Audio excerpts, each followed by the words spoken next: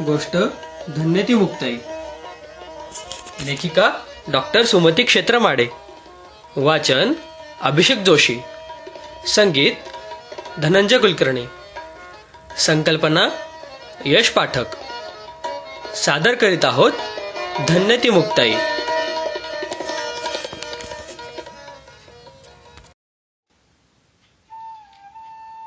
गोष्ट 6वी. गृहस्थाश्रमाला आता गोकुळाचं रूप आलं होतं. निवृत्ती, ज्ञानदेव, सोपान आणि मुक्ता 4 गुणी अतिशय बुद्धिमान समजूतदार मुलं. आश्रम भरून गेला होता. मन तृप्त झालं होतं, सुखावून गेलं होतं. प्रत्येक मूल बोलायला लागताच यांनी त्याला गीता पठण, वेदादी शास्त्रे शिकवायला सुरुवात केली. मुलांची ग्रहण शक्ती आणि बुद्धिमत्ता बघून मन विस्मयचकित होऊन जात असे. दृष्ट लागावी अशी ही 4 मुलं आहेत, पण चौघांचे स्वभाव तसे भिन्न आहेत. निवृत्ती तसा स्वतःच विरक्त आणि गंभीर. वडिलांचे बहुतेक गुण त्याच्यात उतरले. माझा ज्ञानदेव. आईला आपली सगळी मुलं सारखी असली तरी का कोण जाणे, ज्ञानराज दिसला की अंतरीचा उमाळा झरा फुटावा तसा फुटतो. तो खळखळ आहे, तसा गंभीरही आहे. ज्ञानी आहे, तसा अत्यंत मायाळू आहे, भावनाशील आहे. माझ्या मनाला जाणवतं की सगळ्या मुलात त्याचा माझ्याकडे विशेष ओढा आहे.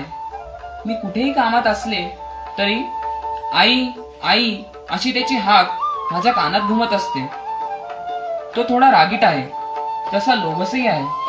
त्याच्या स्वभावाची किती रूपे आहेत कोण जाणे. त्याचा जन्म झाला ती रात्र मला अजूनही आठवत असते. श्रावण महिना, कृष्णाष्टमी होती. तुफान पाऊस पडत होता. गावातल्या राधाकृष्ण मंदिरात जन्माष्टमीचा उत्सव सुरू झाला होता. आई बरोबर सकाळी मी मंदिरात दर्शनाला गेले. त्या दिवशी सजवलेलं शृंगारलेलं कृष्णरूप काहीसं वेगळंच दिसत होतं. मी दर्शन घेतलं, डोळे मिटून प्रार्थना केली. भगवंता, आमच्यावर आलेला अरिष्ट निवारण कर. जाती बहिष्कृतीचा कलंक घालव. तूच सगळ्या प्राणीमात्रांचा त्राता आहेस. घरी येता येता वाटेत बारीक कळा सुरू झाल्या. सबंध दिवस त्यात गेला. गावात उत्सव आणि आमच्या घरी माझी लवकर सुटका होत नाही म्हणून वाढती काळजी. आजी होती, आजीच्याच वयाची सुईण होती. ती धीर देत होती, पण इतरांचा धीर सुटत चालला होता. मी डोळे मिटून भगवंताचा धावा करीत होते. असह्य कळा शोषित होते. मध्यरात्र झाली. कृष्ण जन्म झाला आणि त्याच वेळी माझीही सुखरूप सुटका झाली. सगळी म्हणाली, मुलाचा अगदी शुभवेळी जन्म झाला, उत्कृष्ट समय आहे.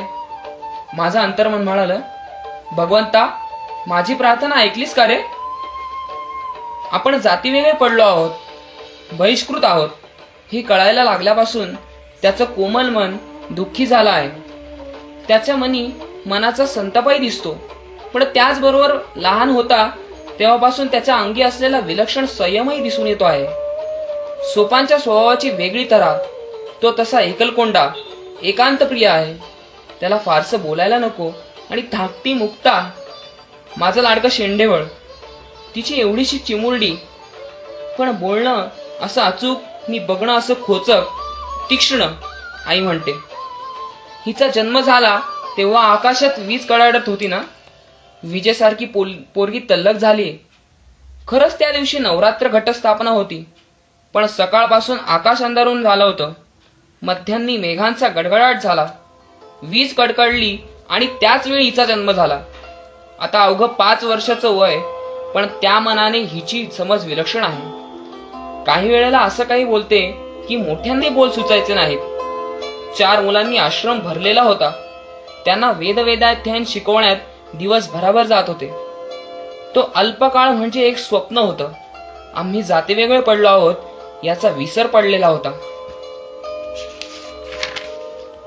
पण निवृत्ती 8 वर्षांचा झाला. त्याची मुंज करण्याची वेळ आली आणि टळून चालली. आमच्या सुखस्वप्नाला पहिला तडा गेला. मुंजीसाठी धर्मशास्त्रांची संमती हवी, पण ब्रह्मवृंदांची संमती मिळेना. मग माझ्या आईला कुणी सुचवलं की त्र्यंबकेश्वरी जाऊन ब्रह्मगिरीला रोज प्रदक्षिणा घालण्याचे तपश्चरण करा. हे पुरश्चरण कठीण आहे, पण फळ देणार आहे. तुमच्यावरचं संकट दूर होईल. आम्ही त्र्यंबकेश्वरी गेलो. मुक्ता तेव्हा अगदी 3 वर्षांची होती. तिथे कुशावरती स्नान करून प्रदक्षिणा व्रत आरंभलं. या व्रतादरम्यान मध्यंतरी एकदा जो प्रसंग घडला तो आठवला आजही हृदयाचा अगदी थरकाप उडतो. त्या दिवशी प्रदक्षिणा घालीत असता सूर्यास्त झाला. अंधार पडला. निबिड झाडी होती. आम्ही सगळे भराभर चाललो होतो. तेवढ्यात वाघाची तडकाळी ऐकू आली. त्या पाठोपाठ वाघ झाडीतून बाहेर आला. ते अकराळ विकराळ रूप बघून भीतीने आम्ही सैरावर पळत सुटलो. पण त्र्यंबकेश्वरांची कृपा, वाघ आमच्या समोरून पलीकडच्या झाडीत निघून गेला. सगळे एकत्र आलो. मुक्ता माझ्या कडेवर होती. ज्ञानदेव सोपान आले, पण निवृत्ती कुठे दिसेना. नंतर 2-3 दिवस शोध करूनही तो सापडला नाही. बहुधा त्या अंधारात वाघाने त्याला खाल्ला असणार. इथं घडतं, ईश्वरी इच्छा, असं सांगून सगळ्यांनी आमचं सांत्वन केलं. ज्याच्यासाठी आम्ही तपश्चरण करायला आलो तेच रत्न आम्ही गमावून बसलो. माझा दुःख वेग कमी होईना. मी म्हटलं, पुरे झालंय तपश्चरण, आता घरी परत जाऊया. पण यांनी म्हटलं, काही झालं तरी तपश्चरण पुरं केलं पाहिजे. यांचं बोलणं म्हणजे अगदी ध्रुव निश्चय. आमची प्रदक्षिणा चालू होती. निवृत्तीचा शोधही चालू होता. 6-7 दिवस उलटले. मी पुत्रशोक आतल्या आत दाबून धरला. रात्र दिवस त्र्यंबकेश्वराचा मनात धावा चालला होता. ज्ञानदेव मनाने उदास, कावराबावरा झाला होता. निवृत्ती त्याचा नुसता वडील भाऊ नव्हता, त्याचा सखा होता. असं त्या दोघांचं वागणं असे. सोपान मुक्ता वारंवार म्हणत, मोठा दादा परत येईल का? 8व्या दिवशी सकाळी अचानक निवृत्ती आला. त्याला समोर सुखरूप उभा पाहून आमच्या डोळ्यावर आमचा विश्वास बसेना. वाटलं, त्र्यंबकेश्वराने रात्रंदिवस मनात चाललेला धावा शेवटी ऐकला. मला आनंदाचा भरता आवरेना. सगळी भावंड त्याला बिलगली. मग त्याने जी हकीकत सांगितली ती ऐकून आमची मन विस्मित होऊन गेली. ईश्वरी संकेत असावा असं वाटू लागलं. निवृत्ती वाघाला घाबरून जो पळाला तो एका निविड झाडीत शिरला. त्या झाडीत गुहेसारखं काही दिसत होतं. तिथं लपावं म्हणून तो आत शिरला. आत मोठी गुहा होती. गुहेत धुनी पेटलेली होती. तिथे एक धिप्पाड यती व त्याचे काही शिष्य होते. त्यांनी त्याचं नाव गाव सगळी माहिती विचारली. मग हसून म्हटलं, पितेने तुला चांगला ज्ञानाधिकारी बनवला आहे. अनुग्रहासाठी मीच तुला इथं बोलावून आणले आहे. यांनी विचारलं, कोण यती आहेत ते? गहनीनाथ. गहनीनाथ? आम्ही उभा तर आश्चर्यचकित झालो.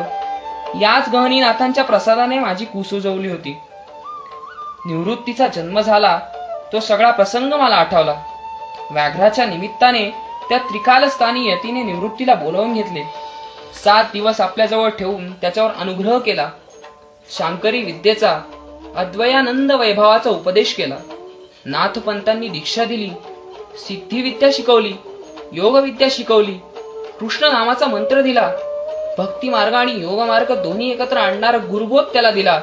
आणि आपली ही विद्या आपल्या तिन्ही भावंडांना शिकवण्याची आज्ञा करून त्याला सुखरूप परत पाठवलं.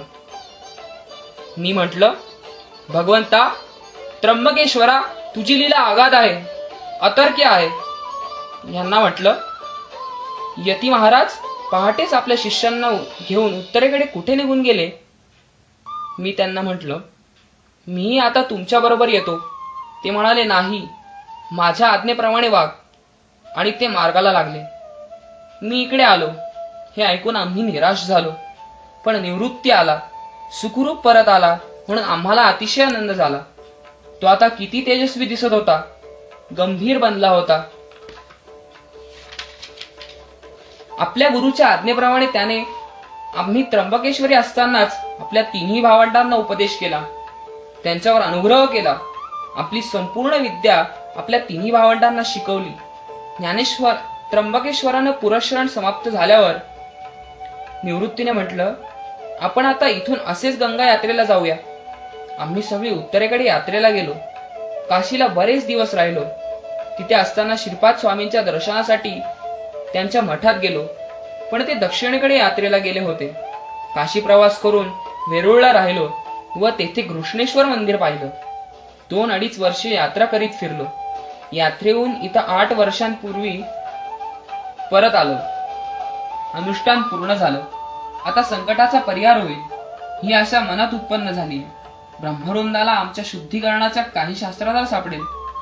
ब्रह्मवृंदांची आमच्यावर कृपा नाही झाली तरी चालेल, पण मुलांच्या मुंजीसाठी काही शास्त्राधार शोधून काढावा असा प्रयत्न करण्यासाठी दोघा मुलांना घेऊन हे आळंदीला गेले आहेत. भगवंता, त्यांना यश येऊ दे.